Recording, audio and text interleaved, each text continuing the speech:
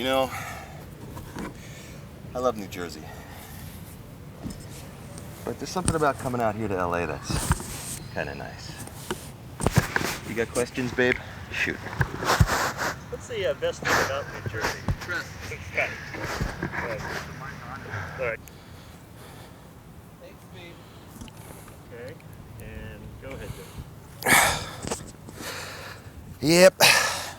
I'm from New Jersey, but I love LA. Questions, babe? Shoot. What's the best thing about New Jersey? The best thing about New Jersey is got to be the people. I had the opportunity to do a film there, Brian De Palma's Wise Guys, and we shot like all but 3 weeks of it in New Jersey. And at Jersey City, at the Meadowlands, went to Atlantic City for 3 weeks, and people like would bring like cookies out to us and feed us, which was just amazing, especially Italian people. All my Italian buddies in Newark. We were in the Ironbound section of Newark. And they came out and they made homemade cookies. One guy, I'd go to my trailer, it'd be like pizzas waiting for me, you know? And the best thing is, and why I dig it, and I've always lived there, is the people just have a reality about it. Reality. A reality about the world, living in New Jersey. What was it like growing up in New Jersey? That was fun. It was actually like, I was very fortunate. My parents were very, very good to me in the sense. Cut tape. Yep. Roll tape. Tell us a little bit about growing up in New Jersey. Growing up in New Jersey, I was very fortunate. We had a house right on the edge of Brookdale Park in Bloomfield, New Jersey. And I did everything that, I would think every kid dreams of. I was on a baseball team, you know, and I rode my bike to school. Back in those days, you didn't have to worry about, you know, muggers and stuff, you know. I ain't that old, but it was like a lot safer back then. And we used to drive our bikes. Gee, I'll never forget that. Go right to Brookdale School. And I was a terrible student, but it was just like a Norman Rockwell setting. Yes, in New Jersey, ladies and gentlemen. Now, why were you a terrible student? Were you in trouble or kicked out? Yeah, pretty much a discipline. I was pretty much a discipline problem in school. I don't know what it was. I had a problem dealing with authority. In high school, I got suspended 8 times. And I've said that before, but I look back on it now, and it was, and I always enjoyed it every time I got suspended, because it was like, and I'm not saying kids out there in television land, don't get yourself suspended, but man, it's like you're off of school. It was great. I really dug it. And to all my teachers who suspended me, hey, okay, no, we can't use that. We're not going to use that. It was just a little black bar over my hand will work. What about in college? Did you go into college in New Jersey? Yes, I was going to go to college. I was going to go to Essex County Community College in Newark. And matter of fact, that was the only school I could get into. It was pretty much a matchbook cover school. You know, you draw a tippy and you're accepted. Except I couldn't. My grades were so bad in high school that I had to go to a school called Jones College in Jacksonville, Florida. And that may have been one of the not great institutions. Is that plane bothering you guys? Yeah, let's wait till it goes by. Speeding. Okay. What about college? Where'd you go to college? Well, I really didn't have good enough grades in high school to go to college, so I was going to go to Essex County Community College in Newark, New Jersey, but I wanted to like surf. I used to surf down the Jersey Shore, down Long Beach Island, and I said I want to go where I could surf all year round, and I couldn't get accepted any place out here in California, so I went to a school called Jones College in Jacksonville, Florida. It was like kind of one of those matchbook cover schools, you know, draw a tippy, you're accepted. And I went 4 years there, majored in broadcast management, and it's doing me a lot of good right now. Now, do you resent Jersey being the butt of so many jokes? Not really, because I make a considerable amount of those jokes. At least I did, but I felt I could because I live there, you know. But anymore, it's not. People are thinking twice about it. I think because of you know, Bruce and the East Street Band, they're giving like New Jersey such a great name now, and you got some great music coming out with Little Steven, and it's tougher to make a New Jersey joke, but by God, we'll try. What's the best New Jersey joke? Johnny Carson had the best New Jersey joke. I can't remember. There was like a discrepancy as to whether Christopher Columbus was Italian or Spanish. They knew he was Italian because when he got off the boat, he said, "Now I got to find New Jersey." And Carson told the joke better, but you get the idea. Great. When did you decide to become a performer? When I was in third grade at Montclair, New Jersey, I was at a piano recital. I was taking piano lessons, and we were doing some kind of Mexican thing where I had a sombrero and everything on. I forget the sketch now. I'm sure it was very funny. And there was like a fake donkey out in the middle of the recital. And we finished our thing and we left the stage thinking we had done very good, but we left the donkey out on the stage.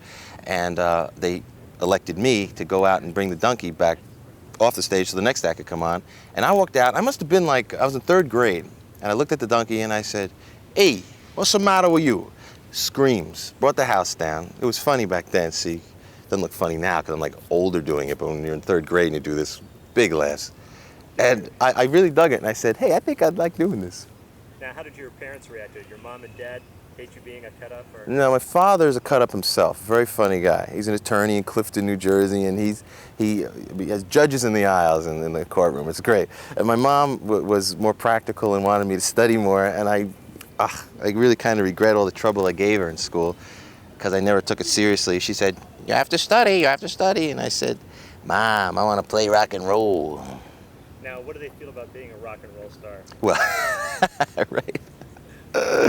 They're very supportive now. It's great. It's really, really nice. Have they been supportive throughout your comedian career? Or? You know what they have? It's very interesting. They've been supportive. My parents have been very supportive throughout. When I started taking it seriously, when I went to the improvisation in 1976, and at first it was a little tough because, going to Manhattan every night, getting, playing to like unruly crowds because the time slots you would get at that time would be like 3 o'clock in the morning, everybody would be drunk and everything.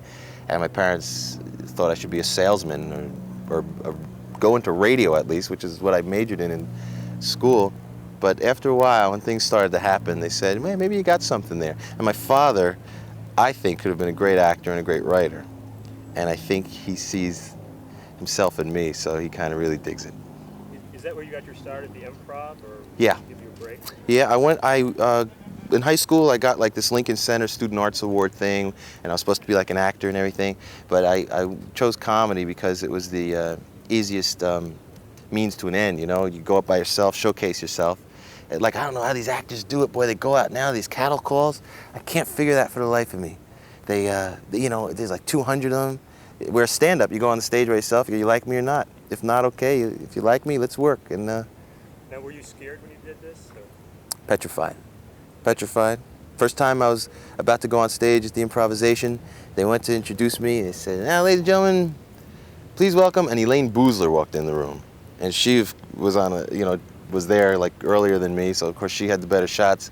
She said, "Please welcome," and your heart is pounding, and your stomach's in your throat, and you're about to go out on the stage at the improvisation. They said, "Elaine Boozler," and you're like, "Oh man, it's just the worst." It just gets starting up like that. Yeah, I was terrified. Now, how did you get your break into television? Do I look oriental squinting into the sun like this? Wait a minute. Let me do a couple questions with the shades on, okay? Put some on. Oh. Yeah. Okay. Okay.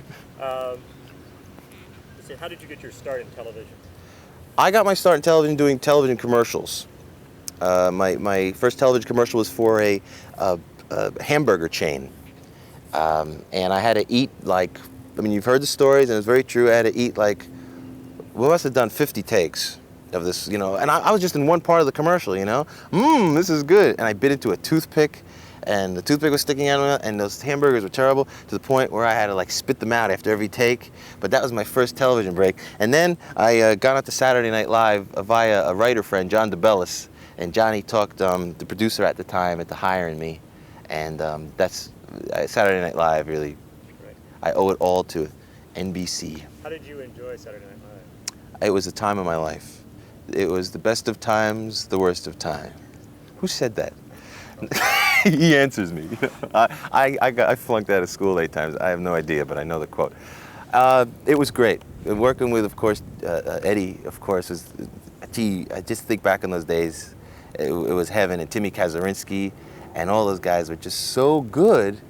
And in retrospect now, you fight. We used to fight because it was it's a very tough show to do. You're doing live television, 90 minutes. Got the gals in the back. Speeding. Okay. All right. why do you still live in New Jersey? You still live in New Jersey? Yeah, you know, I come out to California a lot. I felt bad having to do this interview out here. I really did, because it's like, it really is like, yeah, it's cold back in New Jersey now, but now I'm having a great old time out here.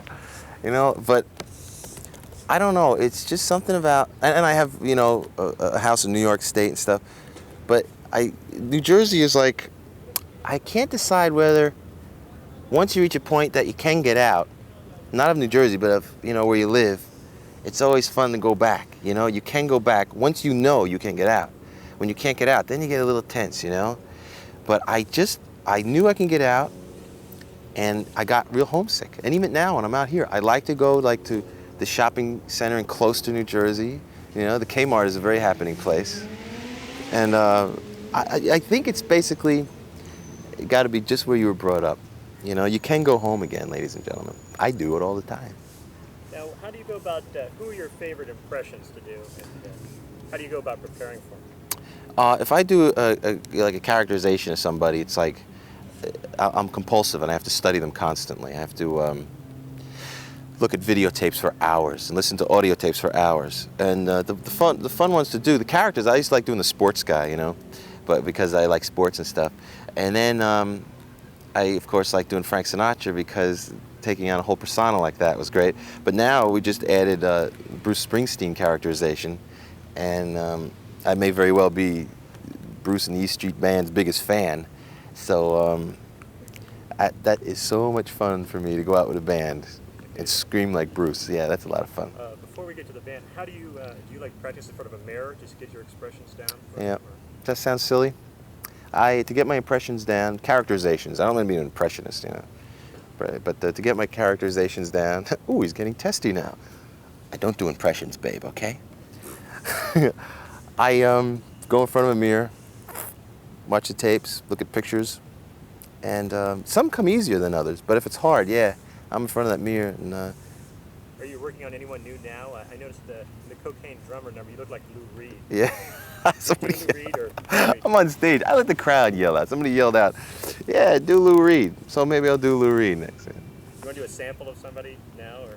No, I can't. I really can't. My problem with me is doing voices and stuff. I have to do makeup and everything like that, or new characters. There's some new characters I'm coming up with, original characters. I'd like to go more in that direction, you know.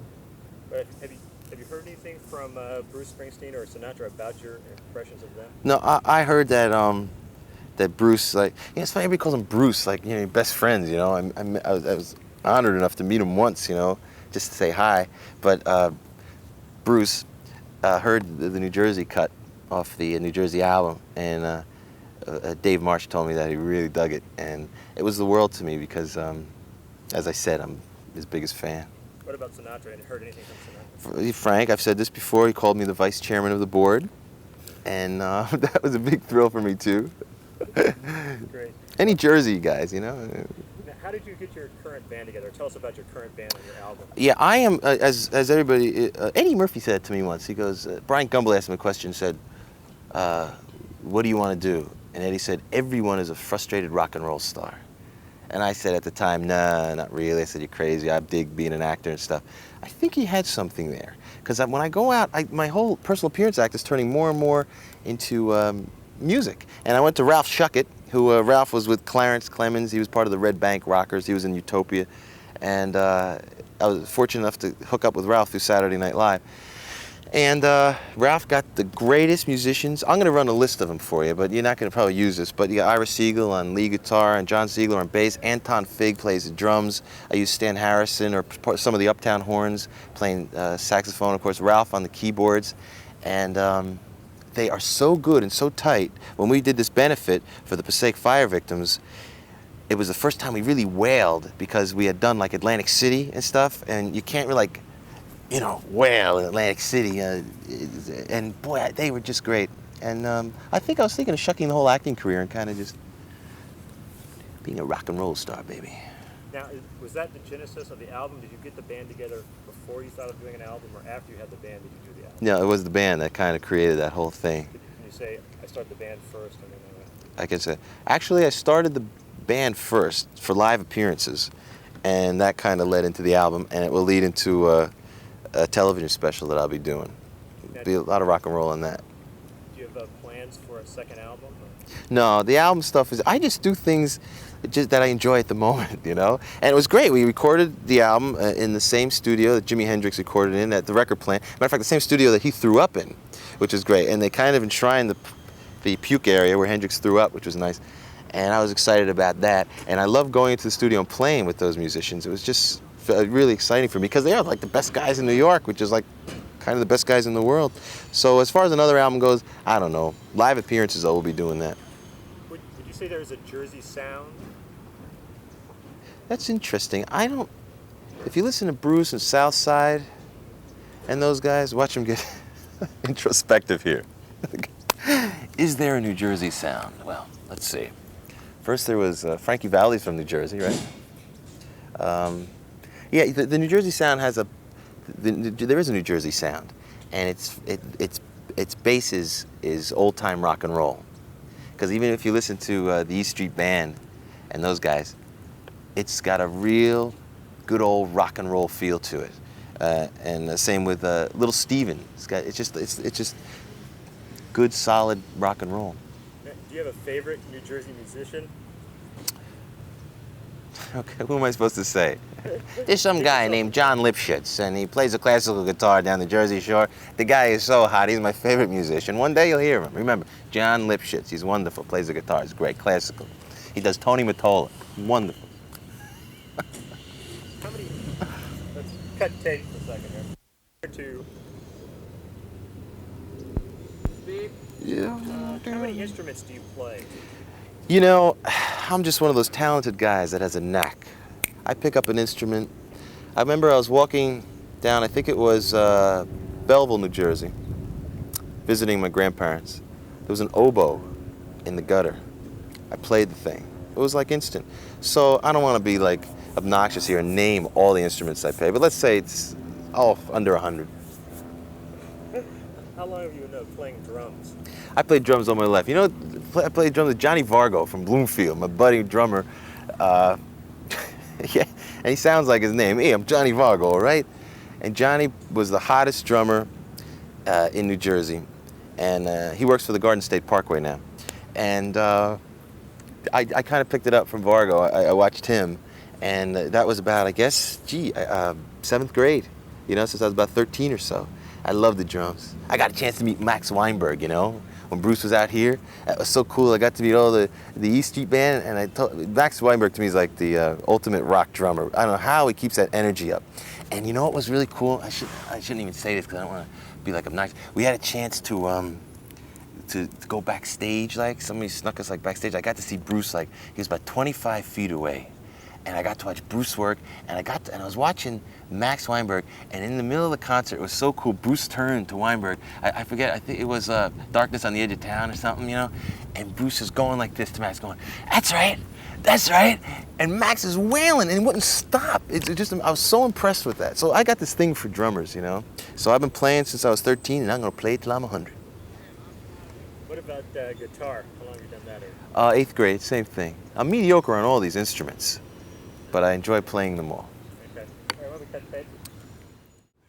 Yeah, let's go back Okay, to NBC. I'll tell you what. How's this, guys? Wait a minute. I'll give you that. 15, okay, let's get a few reactions like this and we'll be done.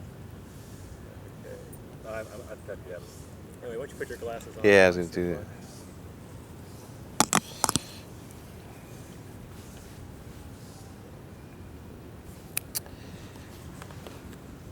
Great question.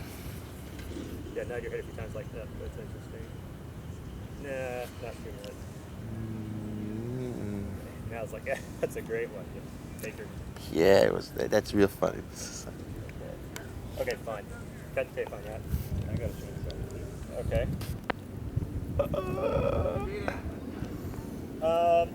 Quick question: would you rather be a rock superstar or God? Neither. I'm a hero worshiper, so I gotta have somebody around. So why don't you say again, a rock superstar or God? Would I rather be a rock superstar or God? Neither, actually. I'm a hero worshiper, and I need to have somebody around. Do you plan to follow in Bruce Springsteen's footsteps? No, no one is going to follow in Bruce Springsteen's footsteps. No, Bruce is the ultimate. Matter of fact, I can't even listen to anything else anymore. It's like all I have on the tape in the car, Bruce, you know, I did like everybody else, went back and listened to all the old albums again. Yeah, they really were great. So, matter of fact, I think they should like outlaw rock and roll except Bruce. Not that he's from New Jersey or anything like that, just because he's that great. You know, what inspired the Honeymooners rap, and how do you like working with Eddie Murphy on that? The inspiration from the Honeymooners rap came from, I think Eddie and I were always fans, you know, of the Honeymooners. That was the best show on television, and closely followed by the Mary Tyler Moore Show. But the best television show of all time was the Honeymooners. And I can remember once I was in Kansas City doing a gig back in 1983 or something when we were just starting on Saturday Night Live.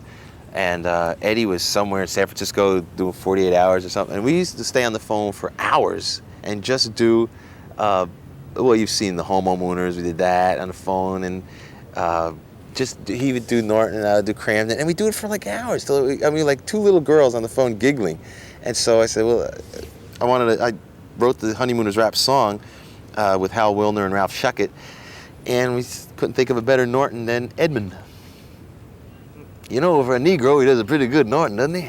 I thought so.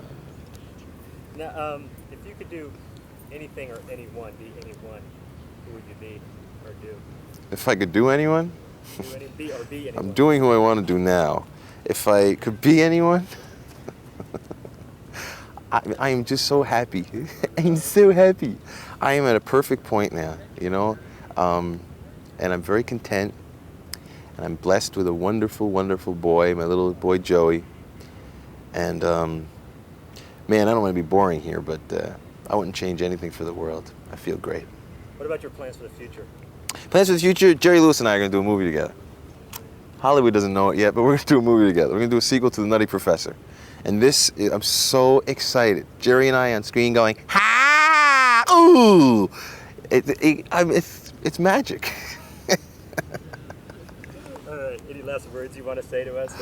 I just to remember Joe Piscopo. I want to say hi to Mark Goodman.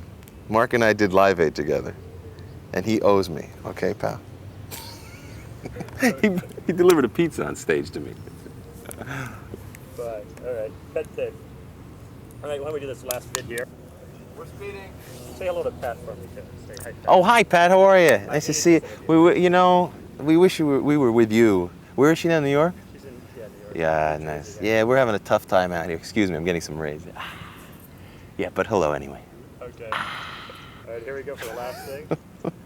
And why don't you put your glasses on when you say what's the best? Yeah, good idea. I'll watch the microphone too. Okay, and what's the best thing about New Jersey? What's the best thing about living in New Jersey? People, they feel sorry for you, and it works like a charm. Watch, can you see me? Excuse me. Hi, I'm from New Jersey. Oh, you poor baby.